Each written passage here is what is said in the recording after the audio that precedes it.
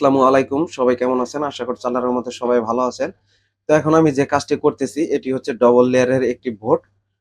তো অন্যান্য ফোনের তুলনায় এই Samsung ব্র্যান্ডের যে ডবল লেয়ারের ফোনগুলো রয়েছে এগুলো কিন্তু অত্যাধিকই হার্ড ওয়ার্কের একটি কাজ।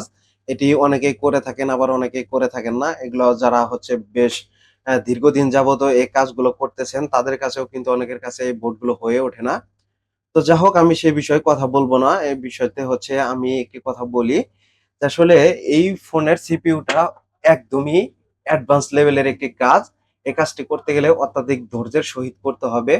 তো এই কাজগুলো করতে গেলে অনেক সময় কিন্তু চোখ ব্যথা করে, মাথা ব্যথা করে। কারণ অনেক লং টাইমের এটি একটি কাজগুলো করেই সাকসেস করতে হয়।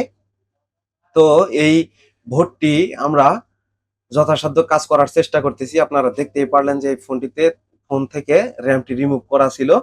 তো এই ফোনের র‍্যামটি মূলত ভাবে প্রবলেম ছিল। প্রবলেম থাকার কারণে আমি এই ফোন থেকে র‍্যামটা খুলে রেখেছি। এখন এই আইসিটাকে সিপিইউ আইসিটাকে পুনরায় রিবোলিং করে আবার বসাবো। কারণ হচ্ছে যে এই সিপিইউ আইসির উপরের অংশে যে র‍্যামটা বসানো থাকে এখানে কিন্তু প্রত্যেকটা লাইনে কিন্তু খাঁজ কাটা থাকে। আর এখানে খাঁজ কাটা থাকলে এই লাইনগুলোতে বল করতে অনেকটা বেশি কষ্টসাধ্য হয়। তখন কিন্তু আমাদের অতিরিক্ত বেশি পরিশ্রম হয় এবং কি এই পরিশ্রমের ফলে কিন্তু আমরা হচ্ছে এখান থেকে এই ফোনগুলো আমরা সমাধান করতে পারি। মাদারবোর্ডটা ক্লিন করে নিয়ে এখন আমি সিপিইউ আইসির নিচে যে বলগুলো থাকে এই বলগুলোকে ক্লিন করে নিচ্ছি। তো দেখুন একদমই 100% নিট অ্যান্ড ক্লিন করে নিচ্ছি যাতে করে হচ্ছে এখানে বিন্দু পরিমাণ কোনো ডাস্ট না থাকে। এখানে ডাস্ট থাকলে কিন্তু বল করতে প্রবলেম হবে। কিছু বল হবে, কিছু বল হবে না। এখন হচ্ছে যে এখানে র‍্যামটা বসানো থাকবে, এখানে যে আপনারা বলগুলো দেখতে পারতেছেন, এই বলগুলো প্রত্যেকটাই কিন্তু এখানে খাঁজ কাটা রয়েছে। এই খাঁজ কাটা বলগুলো এখানে কিন্তু প্রত্যেকটাই কানেক্টিভিটি 100% পাইতে হবে। তা না হলে কিন্তু এইখানে ফোনটি রান করবে না। রান হলেও হচ্ছে বিভিন্ন ধরনের প্রবলেম থাকবে বা রিস্টার্ট ইস্যু আসবে।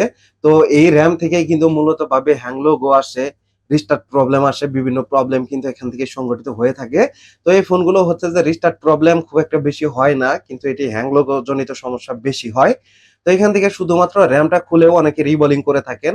আসলে এখানে আমি র‍্যামটা খুলে রিবোলিং করে দিয়ে দিলেই যে দীর্ঘদিন লাস্টিং করবে বিষয়টা কিন্তু এমন না। যার কারণেই হচ্ছে আমি সিপিইউটা সহ উঠিয়ে রিবোলিং করে দেই। তো এখন দেখুন এই খাঁজ কাটাগুলো আমি কিভাবে হচ্ছে ভরাট করে দিচ্ছি। এগুলো এক চান্সেই ভরাট করে নিতে হবে। এই বলগুলো যদি ছোট বড় থাকে তাহলে কিন্তু র‍্যামটা এখানে বসবে না আর র‍্যামের কানেক্টিভিটি ভালো পাবে না। যার কারণে হচ্ছে এখানে এক চান্সে আমাদেরকে এই বলগুলো করে নিতে হবে যাতে করে হচ্ছে কোনোভাবে ছোট বড় না হয়। সেই কারণে আমরা হচ্ছে এটা করে নিচ্ছি। এখানে হাতের মাধ্যমে আঙ্গুল দিয়ে আস্তে, আস্তে করে এই বলগুলোকে একদমই ভরাট করে দিতে হবে। এখানে ভরাট যদি করতে প্রবলেম হয় তাহলে কিন্তু ২য় বার আবারও করতে হবে। ২য় বার আবারও করতে গেলে এখানে কিন্তু সময় লেগে যাবে দ্বিগুণ। তো দ্বিগুণ যদি একটি ফোনের পিছনে দ্বিগুণ সময় লেগে যায় তাহলে কিন্তু আদার্স আরো অন্যান্য কাজগুলো কিন্তু পড়ে থাকে। যার কারণে এই বলগুলো এক চান্সের মাধ্যমে করা যায়। এই বিষয়টাই হচ্ছে আমরা সবসময় ক্লিয়ার করে কাজ করব পার্ট বাই পার্ট।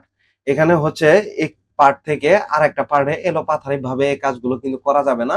এই কাজগুলো করতে গেলে কিন্তু প্রবলেম হবে। তো দেখেন এখানে একটি বল আমার কাছে ছোট বড় মনে হচ্ছিল। আমি এটিকে রিপেয়ার করে দিলাম। এখন আমি এই নিচের পার্টটাকে হচ্ছে রিবোলিং করে নিব। যে সিপিইউ আইসিটা যেটি মাদারবোর্ডের সাথে কানেক্টিভিটি থাকে। এখানে কিন্তু রিবোলিং প্লেটের মাধ্যমে করা যায়। যার কারণে এখানে কিন্তু প্রবলেমটা হবে না। আর ওইখানে কিন্তু আমাদেরকে প্লেট ছাড়া রিবোলিং করতে হয়। কারণ ওই পাশে যদি আমরা প্লেট দিয়ে রিবোলিং করে দেই তাহলে কিন্তু এখানে বলগুলো উঁচু হয়ে থাকবে এবং কি র‍্যাম গুলো শর্ট সার্কিট হয়ে যেতে পারে এবং কি সিপিইউটাও চিরতরে ড্যামেজ হয়ে যেতে পারে। যেহেতু শর্ট সার্কিট হইলে এখানে আমরা চালু করার জন্য ব্যাটারি কানেকশন করব, চার্জার কানেক্ট দিব এই ফোনটিকে রান করার জন্য। তো এই ফোনটি কিন্তু তখন শর্ট সার্কিট থাকলে কিন্তু ফোনটি রান হবে না এবং কি সিপিইউ, র‍্যাম ২ টাই কিন্তু একদমই চিরতরে ড্যামেজ হয়ে যেতে পারে। এই বিষয়টি মাথায় রেখেই আমরা কাজগুলোকে স্বয়ংসম্পূর্ণ করে নিব। তো এখন আমি সিপিইউ আইসিটাকে রিবোলিং করে নিছি এবং কি র‍্যাম যেখানে বসবে সেটাকেও রিবোলিং করে নিছি। তো এখন এখান থেকে আমি কি করব আইসিটাকে ডট বার থেকে সুন্দর করে এখানে বসিয়ে দিচ্ছি। বসিয়ে দেওয়ার পরে র‍্যামটাকে রিবোলিং করব। তারপরে আমি পূর্বের ন্যায় আবারও র‍্যামটাকে বসাবো। তারপরে হচ্ছে এই ফোনটিকে পাওয়ার দিব যে ফোনটি রান হয় কিনা। তো এখন হচ্ছে দেখুন আমি হেলিয়ে দুলিয়ে দেখে নিচ্ছি যে আইসিটা এখানে সুন্দরভাবে কানেক্টিভিটি পেয়ে গেল কিনা। তো দেখেন যে এখানে র‍্যাম বসবে, এখানে আমি পেস্টিং দিয়ে দিলাম। তো এখন হচ্ছে আমি র‍্যামটাকে ক্লিন করে নিচ্ছি। ক্লিন করে নিয়ে এই র‍্যামটাকেও আমাদেরকে রিবোলিং করে নিতে হবে। তা না হলে এখানে এই ধরনের আ কানেক্টিভিটি পাবে না। এক ধরনের প্রবলেম হবে, কিন্তু ফোনটি চালু হবে না। এখানে অ্যাম্পিয়ার চার্জারে লাগাইলে 0.3 0.4 এরকম অ্যাম্পিয়ার নেবে, কিন্তু চালু হবে না। সেই সময়তে আমরা বুঝে নিব যে র্যামটা কোনোভাবে কানেক্টিভিটি পায় নাই। তো আসলে এই কাজগুলো অনেকটা কষ্টসাধ্য করে করতে হয়, কারণ প্রাথমিক অবস্থায় এই কাজগুলো আমিও পারতাম না। আমি অন্যের ধারে ধারেও অনেকটা ঘুরেছি, কারণ হচ্ছে কেউ অনেকে আমাকে হেল্প করার চেষ্টা করছে, অনেকে হেল্প করে নাই। তো আচ্ছা, যা হোক, সে বিষয়ে আমি কথা না বলি। তো ধৈর্যের সহিত যদি আসলে একজন মানুষ পরিশ্রম করতে পারে, তাহলে কিন্তু এই কাজগুলো তার দ্বারা সাকসেস হওয়া সম্ভব। এখন কিন্তু আল্লাহর রহমতে এই কাজগুলো আমার হাতেই আমি উঠাইতে পারতেছি, কারো দ্বার প্রান্তে আমাকে পৌঁছাতে হচ্ছে না।